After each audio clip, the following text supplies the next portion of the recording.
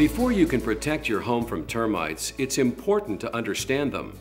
There are two types of termites that can damage your home: drywood termites and subterranean termites. Each type is different and must be treated separately.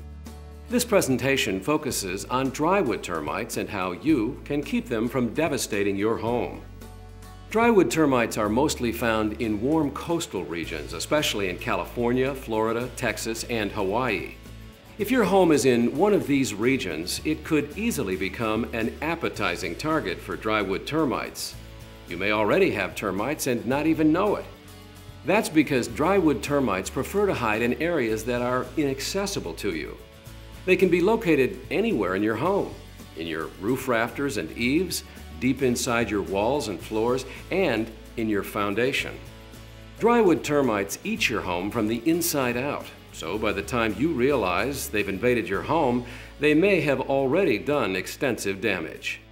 And it doesn't matter whether your home is old or new. Drywood termites have been found in buildings even before construction is completed. Even concrete buildings are susceptible to an infestation. The wood trim, doors, cabinets, and furniture inside make a great meal for drywood termites.